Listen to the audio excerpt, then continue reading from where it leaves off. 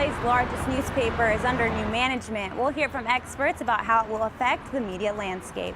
A train crash near campus left one person dead and another injured, and it's part of a larger pattern. And top high school football prospects in Southern California have joined the Trojan family. Annenberg TV News is next.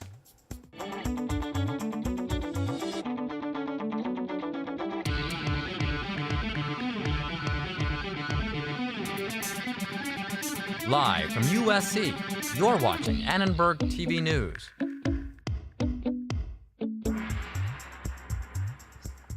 Southern California's biggest newspaper has a new owner. Good evening, I'm Leslie Ambris. And I'm Taylor Edgell. The LA Times will be sold to a local billionaire for $500 million. Annenberg Media's Dongyao Nie has more about the new owner and the deal. The LA Times is returning to local ownership for the first time in nearly 2 decades. New owner Patrick Sun-Xiang is one of the country's wealthiest doctors. He has an estimated fortune of $7.8 billion. Sun-Xiang was born in South Africa to Chinese parents. He worked for the UCLA Medical School in the 1980s. Later, he began to research into cancer treatment and invested in pharmaceutical companies. Because he has deep pockets, he has the resources to invest, and he's under no immediate financial pressure to turn a profit. Under the ownership of Chicago-based Trunk, the Times has been in turmoil for months. The staff has been cut. Workers voted recently to unionize. People are optimistic that this marks a brand new chapter, and maybe this chapter can be a happy chapter. Southern California needs a great newspaper, and the Los Angeles Times has fits and starts of greatness right now, but consistently is not a great newspaper right now. Even with a new owner, the Times faces challenges in the digital age. What they're increasingly going to have to do is find new ways to get engaged readers again. And once you have engaged readers, you can ask them to contribute. Once you've established that, then you can start trying to build the tools to reach that audience in a new way, which is not going to be through a printed newspaper, but is going to be through a differentiated product that you're going to see in various digital forms. For Annenberg Media, I'm Dongyao Nie. Annenberg Media has learned that one of the 2 bike riders hit by a metro train near campus last night has died. Our Brittany Hope has more on how you can stay safe near the rails. The Jefferson USC Metro stop is back in service today, and pedestrians are safely crossing the tracks to the train. But last night, 2 men riding bikes collided with the Metro train right at this intersection. Thank goodness I didn't see it, but I saw the aftermath. LAPD confirmed this morning that 1 victim has died and the other is in critical condition. Metro train collisions aren't out of the ordinary in Los Angeles. Just this week, 3 people have been hit by the street-level Metro trains. No, I don't feel safe. Many Metro riders say the above-ground trains on the Blue and Expo lines make them nervous. The trains are very dangerous and they come at very speed and they barely stop. Some even think Metro stops can be dangerous. You have to mind the train and also the traffic around. It's just like slightly nerve-wracking, I think, sometimes. So how can you stay safe as a pedestrian near a Metro stop? Authorities say oftentimes pressing a button and waiting for the signal to tell you it's safe to cross just isn't enough. One of the first recommendations is to be alert. Metro spokesperson Jose Ubaldo says tragic situations often occur when pedestrians don't read the signs. The pedestrians, most of the causes are they don't pay attention to the train that is coming. He has advice for Metro riders. Look both sides and to listen for the whistles or all the warning signals that we make happen at the intersection or street crossings for the pedestrians. Next time you head to the Metro stop, be sure to watch your step, listen to alerts, and wait for traffic signals. It can save your life. For Annenberg Media, I'm Brittany Hope. House Minority Leader Nancy Pelosi held the floor for 8 hours today in defense of Dreamers. She shared stories from people who were brought to the country illegally when they were young. Pelosi is demanding that Speaker Paul Ryan commit to holding a vote on DACA and finding a solution. Our young people are our future, and these Dreamers are part of that. They have enriched our community. They have been enriched by our community, by the goodness of the American people, by the greatness of our country. She says she decided to speak because the bipartisan budget deal announced in the Senate today failed to include a solution for Dreamers. Senate leaders revealed a budget deal just in time to avert a government shutdown. Senate Majority Leader Mitch McConnell and Minority Leader Chuck Schumer say the deal will mean an increase of more than $300 billion in domestic programs and military spending. This bill represents a significant bipartisan step forward. I would urge every senator to review this legislation and join us in voting to advance it. The budget deal doesn't have everything Democrats want. It doesn't have everything Republicans want, but it has a great deal of what the American people want. The Senate is expected to vote on DACA protections next week. The City Council of San Gabriel is ending a partnership with immigration officers. Our reporter Yian Wang tells us more about the local reaction to the pushback to federal immigration policies. The city of San Gabriel will no longer permit police officers to work with immigration enforcement officers. The City Council voted 3-2 to end the agreement, which has been in effect since December. Participants at an immigration policy conference today support the city's decision.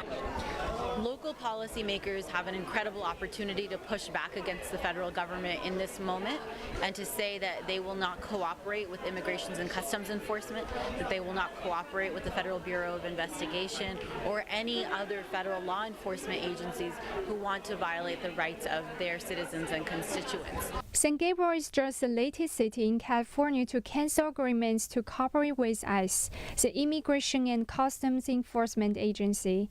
Others include Santa Monica, Pasadena, and Oakland. When you build trust with immigrants, you have safer streets.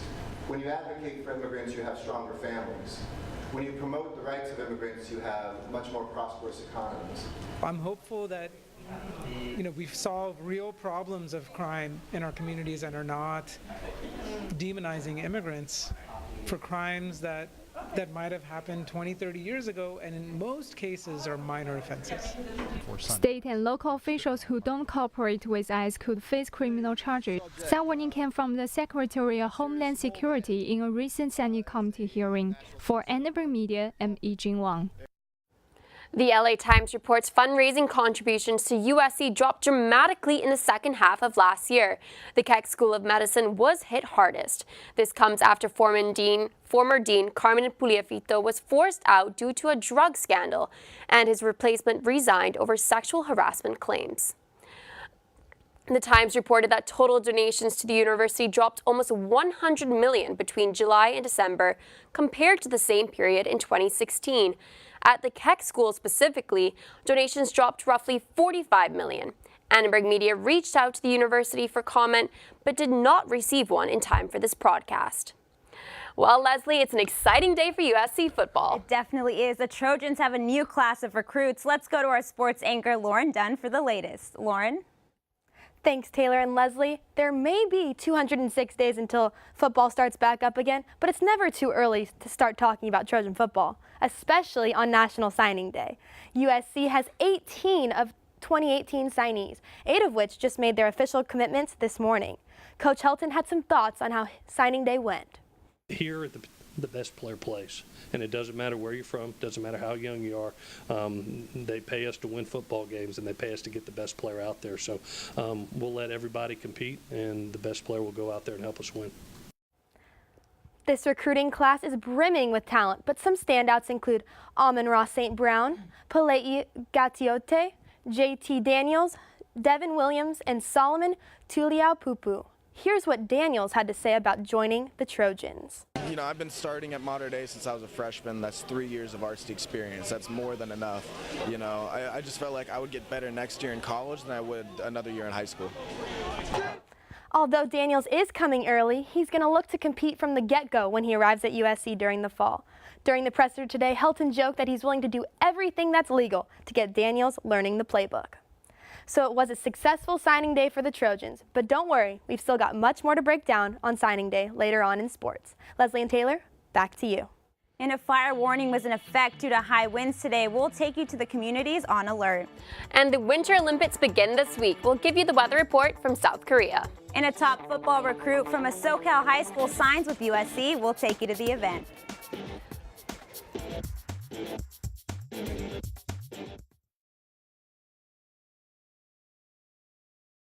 Recently, our country has witnessed catastrophic devastation. Hurricanes and flooding have upended lives and livelihoods. Across this great country, Americans have answered the call. That special calling that compels us, when others are down, to step up and do whatever it takes. America's at her best when, against all odds, we come together and lift each other up. Please donate to oneamericaappeal.org. America needs you. Thank you. Thank you. Thank you. Thank you. Thank you. Listen, I realize that I'm not perfect, but it all really started to change because you judge me for having a problem. No one is going to know that I need help. I need help. I know that no one is going to judge me for having a problem. I realize that I'm not perfect, but it all really started to change because you listen. Bye-bye. Hi. Hoping for a crisp breeze to help keep you alert. Oh, he took a sip of water too. That'll probably help. You were probably gonna turn down the radio too, so you could focus, right? Probably okay isn't okay. Right? If you see a warning sign, stop and call a cab, a car, or a friend. I think the water line is what really drove it home. I blew on him. A proposed ordinance is in the works to limit the number of days Airbnb hosts can rent out their homes in LA. As Annenberg Media's Claudia Bucio found out, it's a sensitive issue for both homeowners and tenants. Ji Yun-an joined the Airbnb community last August because she was struggling to find roommates to help her pay off the rent at her 5-bedroom house. So, understandably, the housing market is getting more expensive, and we all have to find creative ways to get around it. LA city officials have debated ways they can regulate the service that Airbnb offers. One proposal is limiting the number of nights a place can be rented. It'll be interesting to see how they well, first, if they pass that and whether they can actually enforce it. Airbnb isn't the only place that I'm listing my rental here. I also list it on HomeAway. So I believe that, even if they can get Airbnb to say, okay, well, we can't let you use this platform until next year because you've already hit your limit, how are they going to be able to do it across all the different platforms? Airbnb hosts are concerned about the talks of regulation because they do say that they bring revenue to the city through tourism and taxes thanks to the services that the app provides. But for tenants, the concern is around neighborhood disruption and affordable housing. Yasmin Guzman works at the Housing Rights Center and is in touch with tenants battling the services Airbnb provides. It means greater parking issues, but it also means, I think more importantly, the lack of affordable housing stock is greatly affected. Guzman says tenants want regulations because renting their properties can help them fight gentrification. Could use this as a source of income to preserve their housing and stay in that community. The communications director at the office of Councilman Gil Cedillo says, "We understand the value that home sharing brings to families looking to make means end, but also have to be respectful of the impacts it will have on communities and the rental market in general." City leaders hope a proposal that favors both sides will be ready in 30 days. For Annenberg Media, I'm Claudia Bucio. Thank you, Claudia. And a red flag warning was in effect today in parts of LA and Ventura counties, which means a higher risk of wildfires. Some of the areas expected to be hardest hit are Malibu, Santa Clarita, and the Santa Monica Mountain Range and parts of the LA Basin. Annenberg Media's Sonica Bargo tells us how to prepare for a possible wildfire. High winds and dry conditions are a bad combination for Southern California. Any small fire can become erratic and have explosive fire behavior that's very challenging for us to fight. Some people might think wildfire season in Southern California is over, but heat and dryness, even in February, has increased the risk of fires. The fire season is year-round. We've just had a change in the weather that's continually dry, windy, and hot. One Porter Ranch resident says he is concerned. When it's pretty windy out here, it tends to be, a big alert. But he says he knows how to prepare for an emergency. We have a lot of canned food and waters and all of that. The LA County Fire Department recommends a ready, set, go plan. This includes clearing dry brush from around your house and preparing to evacuate. Have a plan in place of how to escape. Have everything you need for yourself, your animals, and your pets, and your children for 3 days. It's also important to have a USB drive to hold important documents, like your marriage license and identification. That way, if you need to evacuate, you can just grab it and go. The red flag warning is over tonight, but the National Weather Service says a higher risk of wildfires will continue into tomorrow. For Annenberg Media, I'm Sonica Bargo. Thanks, Sonica. It is really cold in here. I wonder what the weather is like outside. I don't know, Leslie, but let's toss to our weather anchor, Trevor, to find out. Well, guys, those cooler temperatures are on the way, but not before these offshore breezes keep us at unseasonably warm days lately. But if we take a look at our current forecast right now, it's 64 degrees outside, so it's cooling down as we head into the evening. But if we take a look at our inland empire, as you can see, those that high pressure system that's been rolling in and won't be gone for a couple more days is causing 85 degrees in Riverside, 84 in San Bernardino, but of course up in the mountains, always cool at a nice 67 degrees. Now if we take it to the valley, as you can see, Thousand Oaks is 83 degrees, 75 along the coast, but the LA Basin staying, as always, very warm with 84 degrees in USC, 70 in Long Beach, and 84 in Anaheim. Now, our 5-day forecast will show that we are getting cooler, so it's a nice time to put on those nice cool winter jackets. 85 degrees tomorrow, 80 degrees on Friday, 73 on Saturday, and that's just going to drop down to lower 70s, high 60s throughout the rest of the week, but you'll still see clear blue skies for the rest of the next 5 days. Now, the 2018 Winter Olympics are right around the corner, and the host city, Pyeongchang, South Korea, has brought the cold. Weekend one temperatures could be as low as 10 degrees. It's so cold, slalom courses are being injected with water to prevent skis from warping. And that's not the only problem caused by the cold, however. As you can tell from these videos in and around Pyeongchang, hypothermia for spectators is a real concern. While Team USA athletes will be insulated with special battery-powered heated jackets, fans will have to bundle up through a 3-hour-long opening ceremony. Volunteers will be handing out beanies and blankets, and windshields and heat lamps have been installed around the arenas. Now, if we take a look at the weather in Pyeongchang, it is cold. I am not used to this at all here in LA. We have 42 degrees on opening ceremony day, and with a low of 28 degrees, and it's only going to get colder from there with Saturday at 36, a low of 14, and wait for it, Sunday, a low of 10 degrees. That is 1-0. I am not going to Pyeongchang anytime soon during this winter, but you can watch the opening ceremony on NBC at 5 p.m. on Friday.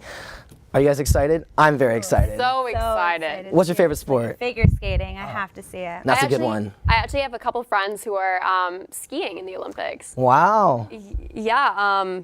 But what about you? What are you most excited for? Curling. Definitely curling. Curling. I'm a huge curling fan.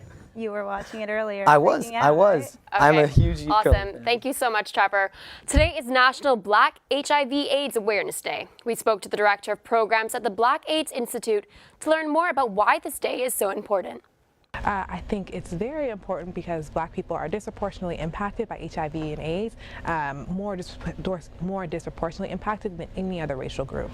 And so I think it's really important to highlight this and make sure that we have programming and awareness about it.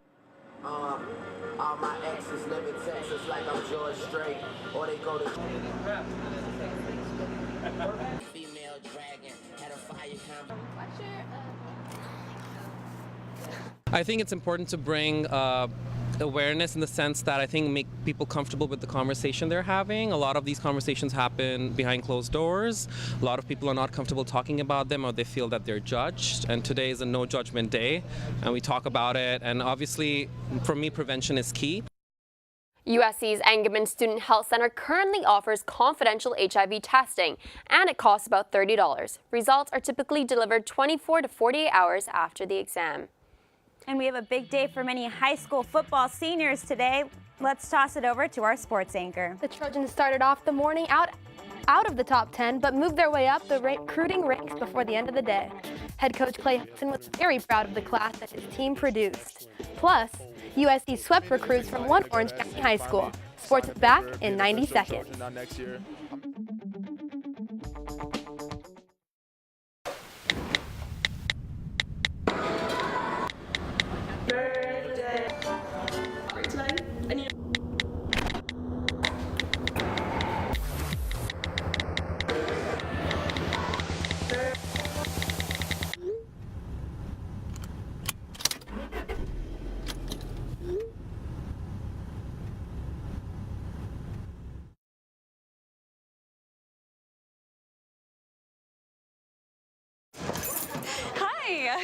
You think you're probably sober? Yeah. But you're thinking about taking the back roads home just in case. Why would you do that? Probably okay isn't okay. Call a cab, a car, or a friend. Good choice. Every year, 40% of all food in the U.S. never gets eaten. 40%. That's almost half the food we produce. Food waste is a serious problem. It impacts all of us. And it's expensive. Your family is throwing $1,500 a year in the trash. We're working hard to put food waste on the chopping block. And you can do the same at home. Learn how to cook it, store it, and share it. Just don't waste it. Go to savethefood.com. After 15 years of smoking, Eva Marie quit.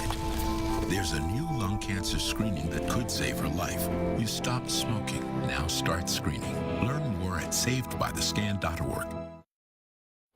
Now that signing day has pretty much wrapped up, we can see how USC's incoming recruiting class compares to that of the rest of the nation. When I started checking the scores at 6 a.m. this morning, the Trojans were ranked 13th in the nation, according to 24/7 Sports. But as signing day comes to a close, the Trojans find themselves at 4th in the nation. A common trend with this class was actually in line with Coach Helton's plan. His goal is always to stick to recruiting California talent, and that's exactly what he did, as 3 new Trojan commits actually hail from the same high school, Mater Dei, which is found in Orange County. Amon-Ra St. Brown is one of these star students who shared why he chose USC from among his many choices. What really separated SC for me was, I love Coach Helton. I think he's one of the finer coaches in college. SC is close to home, and I just fell in love with SC, the players, the atmosphere, just everything. Amon-Ra is going to be a strong asset for the receiver corps, but he's even more set up for success because his very own high school quarterback is coming with him. JT Daniels could compete for a starting spot on the Trojan roster, according to his coach. Watch out for the records at USC because this kid's coming. He's in a different category mentally and physically, and the Trojan family, should expect great things and nothing less. JT Daniels is the 6th ranked player in the nation, according to 24/7 Sports, and is known for remaining cool and calm under pressure and throwing perfect on-target passes. Beyond these dynamic skills, he also has the Trojan mentality to back it up. To be a Trojan means faith, family, and football. Those are your 3 biggest things. It means, you love what you do, you got a passion for football, and you got a passion for your family, and, just being a great person. Clearly, JT will fit right in when he joins the Trojans officially in the fall. His parents, as well as Amon-Ra's, are so excited that their sons are staying close to home and continuing to play together. I'm excited. To play with JT is it's like a security blanket. We played with him for so long. He knows, like, let's say one-on-ones. The first rep in one-on-ones, he could probably close his eyes and know what Amon's going to do. Amon knows where JT's going to throw the ball. It's unbelievable. It's almost like cheating to me. That signature from JT Daniels is crucial for the USC offense, considering Sam Darnold has enlisted in the 2018 NFL Draft. I'm joined now by sports correspondent Victoria Garrick. Victoria, we've been talking about this 2018 class, but what does Sam Darnold's departure really mean? Well, Lauren, it's no secret that the departure of quarterback Sam Darnold is the biggest loss for the Trojans offense. Darnold finished the season leading the conference with over 4,000 passing yards, earning him a spot on the Pac-12 first team. Without him, the immediate question is, who will replace Darnold? Let's break it down. Sophomore Matt Fink is the only player who saw game time at quarterback this fall, completing 6 passes on 9 attempts. Also waiting in the wings is former 4-star recruit and true freshman Jack Sears. But both of these hopefuls need to watch their back because JT Daniels just signed his national letter of intent today. So with 2 top QBs already on the roster, what does JT Daniels bring to the table that can make him compete for that starting spot?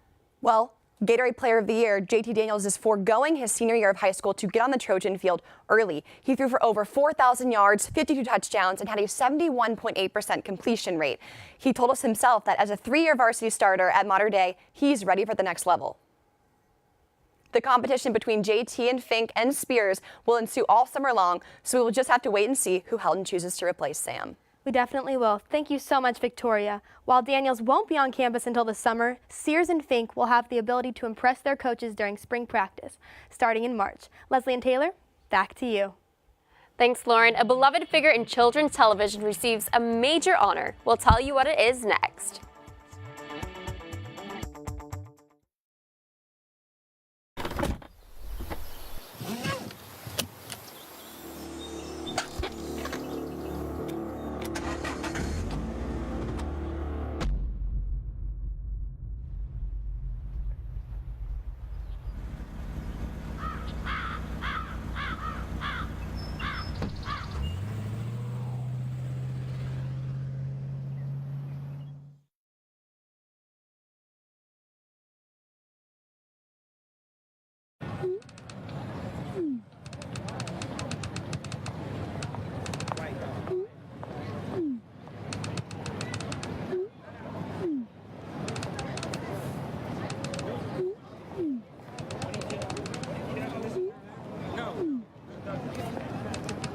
Don't ignore the subtext. It's on us to intervene in sexual assault. Because we can. Take the pledge at itsonus.org. Hey, look, it's those guys. Are you good to drive? I'm fine. How many did you have? I should be fine. You should be. Go and step out of the vehicle for me. See ya, buddy. Good luck. So turns out, buzz driving and drunk driving, they're the same thing, and it costs around $10,000. So not worth it. On Monday, we incorrectly reported that Doritos had plans to release female-friendly chips. Later that day, PepsiCo announced that the report on the new product was inaccurate. Lady Doritos were never in the works. A spokeswoman for PepsiCo said, quote, "We already have Doritos for women. They're called Doritos." And children's television icon Fred Rogers is getting his own stamp. The United States Postal Service announced it will be released on the 50th anniversary of Rogers' acclaimed show, Mr. Rogers' Neighborhood. The show ran from 1968 to 2001 and was known for handling difficult subjects and ending with Rogers' signature song, Won't You Be My Neighbor. Rogers died in 2003 after a battle with stomach cancer, but his legacy lives on. Thanks for watching Annenberg TV News. From everyone here at Annenberg Media, I'm Leslie Ambris. And I'm Taylor Edgell. But first, guys, what do you think about that whole Doritos issue? Oh, I mean, I think we're good with what she said. Yeah, normal Doritos are just go fine for for everybody. I don't even know how that was even a possibility. I don't either. Trev, what do you think is the only guy at the table? I feel attacked. I love Doritos no matter what, though. Any flavor, anytime. Oh, okay. I guess that's an okay answer, guys. Trev. I guess we'll find out later. You can watch us on I'm the Taylor web. Edgell, guys. You can watch us on the web at uscannenbergmedia.com. Good night.